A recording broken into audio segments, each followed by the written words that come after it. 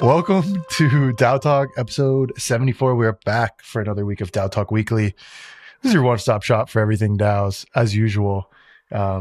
Is your dog drinking water in the background? Yeah, vigorous. Oh my gosh. It's fine. We'll mute it in post. But Frisian is gone this week as well. He is too busy and too good for this podcast, so we will continue without him this week, but he'll be back eventually. I say that with love. He's not too good for us. He is busy this week. How are you guys doing this week? Another week of up only. I don't know when the music's going to stop, but it's going. The music is loud and it's bumping. How are we doing this week? It's good to be rich right now. Temporarily. Oh, you know what I mean? It's good to be rich. Yeah. Fuck Frisian this morning. We were talking about whiff, and I told him I sold like a while ago, and he goes, "Oh, so you chose poor?" And I'm like, "You?"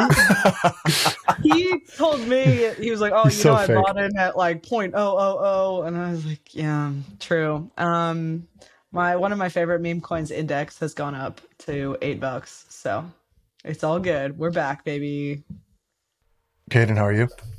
I'm doing horribly underexposed to the meme coin mania. Dude, It's okay. get in. It's okay. Monkey haircut. Get in. Well, NFA, as always, not financial advice. In fact, probably the opposite of financial advice. But we're going to dive into some like actual technical news this week. One of the largest, I think the largest upgrade to Ethereum since the merge. Some people say it's even more important than the merge happened today. I'm looking at a tweet from Parker. Parker had a great thread. I'm going to link the thread in the show notes if people want to dive into it a little bit more, but I'm just going to read the first two. And then I know Caden has, a little bit he wants to talk about from it. Before we get on, I'm going to expose her. She says, I have no idea what's going on. So that's okay. There's a lot of people who are listening to this who probably don't know what's going on. I'm kind of in the middle. That's why we're here to talk about it. So happy Blob Day to those who celebrate. You probably have been seeing the Blob discourse on Twitter. It's Dencun, right? Or is it Dencun? It's Dencun. All right, this is a typo. The Dencun Ethereum upgrade EIP 4844 is finally here. Don't forget those numbers. You never know when you're going to get a trivia question asked on that. EIP 4844. The TLDR, largest Ethereum upgrade since the merge in 2022, when Ethereum switched from proof of work to proof of stake, if you're unfamiliar. Dencun will change how layer 2 transaction data is stored and managed on Ethereum, aka blobs. And the goal is to ensure layer 2 transactions are cost effective and maximize available blockchain data storage. So pretty big update that was successful. Again, if you want to read the entire thread, it's pretty long and in-depth. You can go check it out and then, kind of add context where you want to add. But Caden, why is this important? Why should people care about it? And why should you care about it if you're just into DAOs? Like, why is it important for DAOs?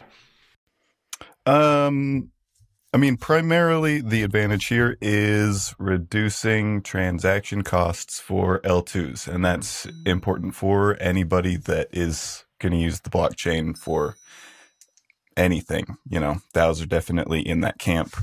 It's more important from a general infrastructure standpoint. So the way that this changes things is that L2s previously had to post all of their information to their base layer, L1 Ethereum, and that causes some issues primarily with storage costs.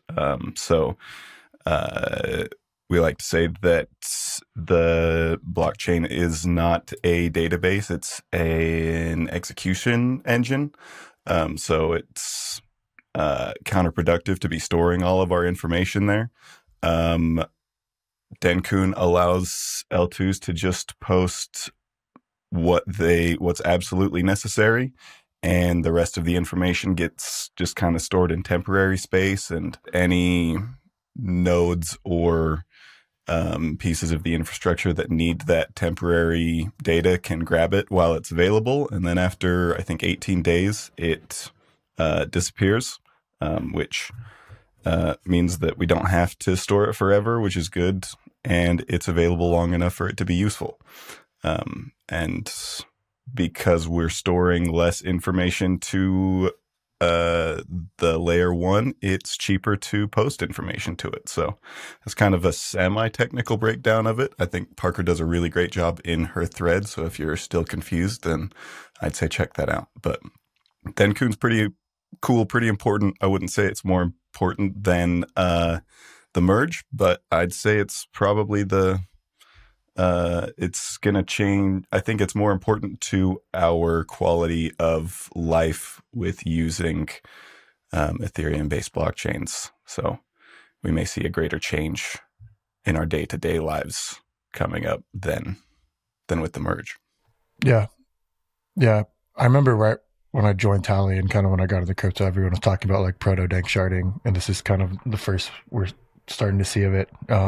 I just remember that word because it's such a insane choice of words to use for proto-DAOsharding. I love it. Probably gonna be the title of the episode, something around that lines, but it's cool to see it come full circle and actually have the upgrade go live without any hiccups so far. So pretty sweet. Again, check out that thread. We're here to just highlight kind of the big things that happened throughout the week. So if you want to dive deeper into any of the technical things we go into, do your own research. I say that like in a non-meme way with love. We're trying to just curate and point you in the right direction for something that interests you or you think you can, contribute to or can help contribute to your success or your project's success. So go check out that thread from Parker. She has links to documentation and resources in there as well. On that note, Blast was unprepared for this update. Again, Caden, what went down with Blast? And we're not going to shit on him too hard, but kind of just give the people the TLDR if they're not too sure about what happened or what's the controversy with Blast and the Dencun upgrade. Well, I mean, part of this update is that the upgrade has to be made on both the L1 and the L2 side. So you can't take advantage of the changes that L1 is making if you're not posting these blobs in a compliant way. So Arbitrum, for example, we talked about when they voted to make their upgrade ahead of time. Blast just hasn't done it. So, I mean, the advantage here is lower transaction fees, and that's good for everybody, but Blast is not ready for it because they have not upgraded their nodes, and there's seems like a lot of missed coordination around this process for them, which, a little bit controversial because they have so much VC funding and money in general. You'd think that they'd be able to get their team on the same page about the most important upgrade to the infrastructure in years, but I guess not, which to each his own. So what happens now? Like how big of a are they like, what do you think what is happening internally with them right now? Are they all freaking out, or is it more just like, oh, we fucked up, now we got to fix it? Like, what's the fix here? I mean, is it existential? Functionally, this doesn't change anything for how current L2s are operating. They'll continue to operate in the same way. They just won't get to take advantage of reduced transaction fees. So, it's not like this upgrade came out of nowhere. Ethereum upgrades, are planned way out ahead of time. That's why we have our test nets and things like that. There's no way that this, caught them off guard. I think they're probably working on it, and it's just a kind of a whiff for them for now. Yeah, I'm reading a tweet from Left There's. I would expect being backed by Paradigm, one would have the ability to upgrade a node, but well, here we are, all having a blast. Great tweet. Great tweet. So yeah, we'll keep our eyes on that. Hopefully shit gets fixed there. Not a great look, but it's never a dull moment in crypto. I can't find the tweet thread from Mia today around the Farcaster kind of discourse and critiques. Does anyone have it? If we can pull it up, or you have it on the top of your head? I know that's like, yeah, I've got it. It's important, I think, because it's coming from someone who is pretty popular on the platform and isn't just shitting on Farcaster. They're valid critiques, and I think we've we would be remiss not to talk about it, since we've been talking about Farcaster for the past couple weeks on this pod, and how it is kind of, or was, or is still, I don't know, becoming, or has the opportunity to become kind of the new town square and forum. Forum is too like restrictive of a word, kind of a foundation or base for DAOs and DAO activity and communities and on-chain activity. I'm with Mia. I imagine Caden is Farcaster's greatest offender. Damn. You on the nose? No, I mean, she's got some really valid points in here. If you want to just kind of talk about them briefly, and then I can respond to them. Okay, I'll just run through her post. So, she says Farcaster activity is already dropped, and basically it's going to keep dropping because it's way too controlled, to the point that it doesn't seem like a neutral platform. So yeah, some of her, it's interesting also on Twitter, she's like somewhat popular, but on Farcaster, she has like over 10,000 followers. So it's like not just a person who couldn't get traction on Farcaster complaining, you know, but like someone who actually has the base on there. But yeah, her post is like a long thread. Some of the main points is she says it creates elitism and a fake aura around being early. The 71 person fixed auto follow list, because she thinks some of those people don't contribute to Farcaster actively, quote unquote, don't even open the app. And it feels like you're being in someone's app, like someone's curated app that they put 71, you know, early people who we don't know if they're early or they're friends or whatever, rather than a neutral app. And then she says that does not scale, and no Web 2 person will put up with this, which is no Web 2 person will put up with this is a really good critique of so many of these crypto things that are, you know, trying to onboard the next billion users, but then you're thinking like, well, we're in crypto and we're all like sort of dissatisfied with this. Imagine like how Web 2 people feel. There's no way they would put up with this. So yeah, her main point is that there's too many restrictions on Farcaster. They capped actions in the app. You have to pay to join a channel, or at least you did in the old days, $5. And this is all aimed at like cutting bots and automation that's sort of rampant on Twitter, you know? But Mia says it's gone too far, and I'm going to back her. But Caden invited me to Farcaster. You've been on Farcaster for, what, since the beginning? Like ages. When it was invite only, you invited me. Yes. But It's been a while. But I think you got, as Mia says, some Farcaster money for it or whatever, you know? Like, didn't that help? Wasn't there like incentives to invite others to the thing? No, actually. I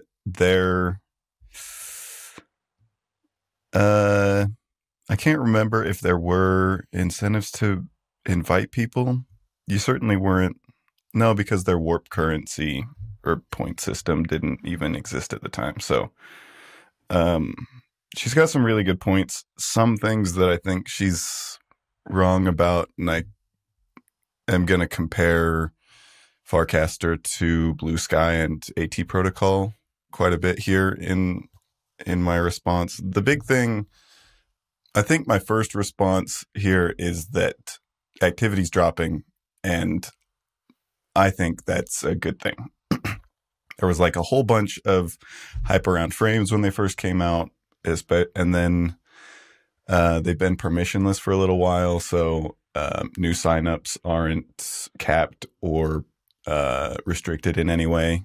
So especially with Frame Frenzy, we saw just a ton of new user growth, and I thought it was unsustainable and not helpful for a couple reasons. I mean, I certainly benefited from it because it sent my follower count sky high, which, you know, only means so much if they're not real, quote unquote, real people. But I mean, she's got some really good points about like this fake aura around being early and elite. And you can see that directly in this Discord around FID numbers, because you can see who signed up in what order. So if you have a low FID, then you can claim to be early, but it's I mean, I think it's an unimportant metric, and people that have low FIDs are just using it to clout chase, basically. I mean, there's plenty of people that had low FIDs and got invited to the platform early because they had a following on Twitter, but then just saw that there wasn't enough activity for Farcaster to be worth their time, and then didn't really show up and start posting until, you know, the platform had already been grown. So it's kind of a misleading metric to be chasing. And there's been a lot of discourse around that. And some people still have their FID in like their username or in their bio and things like that. I think that's kind of gross and tacky, but, so she's right around that. There's this, you know, fake elitism type of thing.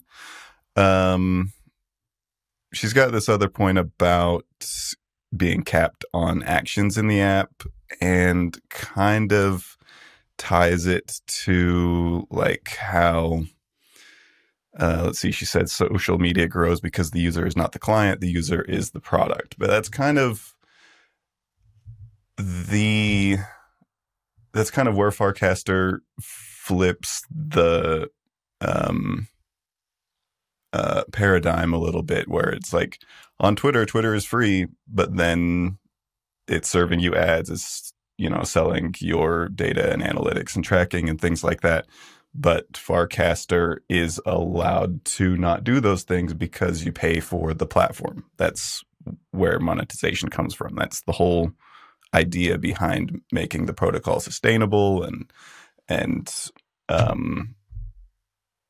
kind of avoiding the traps that we've fallen into with other social media, just trying to maximize your attention versus trying to do what's good for you, and developing a kind of a healthier social platform. That's kind of like the first step, is making you the client rather than the product. So, I mean, she may have a point about, you know, people are unwilling to pay $5 to sign up, and then you've got to pay for ongoing storage so that your casts and likes and things like that don't get pruned off of the protocol. But I think they've done a lot of really good work around making it sustainable without having to, you know, bow to advertising and selling analytics and things like that.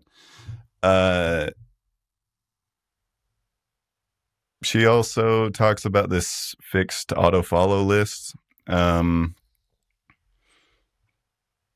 think it's a good point that, well, I mean, when I signed up, it didn't automatically follow anyone. So there's a list now of the most engaging accounts that you're automatically following.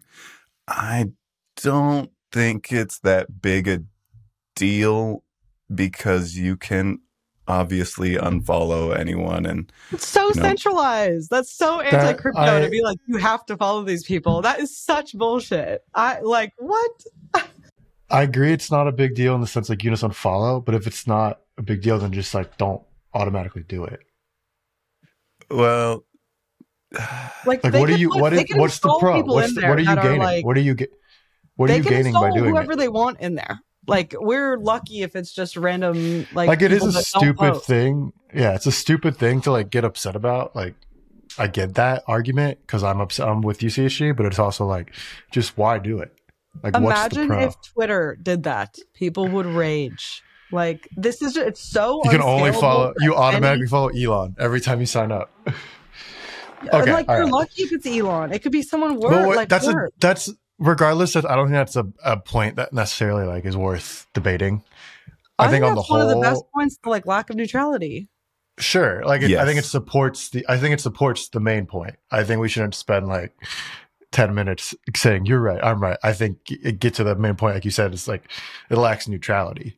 Yeah, which is a valid argument. I think ultimately though, like Mia's point about like no Web 2 person would use this or whatever, like I think that's irrelevant, because I think the issue is not necessarily in terms of adoption. I don't think it's necessarily Farcaster. I think it's crypto as a whole. And I think Farcaster, out of the crypto socials, I think it understands the most what it is in regards to, like, it's not Twitter V2. It has to be something different, or else it's not going to have PMF and adoption. And I think if we're worried too much about applying things that are going to attract Web 2 people to Farcaster, it's going to ruin the platform. I think the most excited, maybe correct me if I'm wrong, but the most excited we've all been about Farcaster is the introduction of frames and the way we've seen frames take off with the community, which is a very uniquely Web3 crypto centric idea. I think my thoughts aren't completely formed on this, but I think it goes back to like onboarding people into the ecosystem as a whole versus onboarding people to Farcaster, or like trying to, I just don't think we're looking at it from a first principles perspective. And that's why I wanted to talk about this in the lens of like it being the DAO, like having the opportunity to be the DAO playground and the new DAO ecosystem, like place, like technical not front end, but like place to like communicate. But that can't happen if we're focusing on like trying to like turn it into something that's going to attract Web 2 users. Like that's a non-starter. I think we have to operate under the assumption that like we're trying to sell this to people who are already in the Web 3 ecosystem. I don't see it, at least now, ever being like my friend's first interaction with crypto is going to be signing up for a Farcaster account. And I think people are stuck on that point, like, oh, it's $5. Oh, it's this to join this. It's like that. It's like, that's not going to attract people. Well, it's like, I think it's not going to attract people because it's a crypto product, not because you have to pay for it.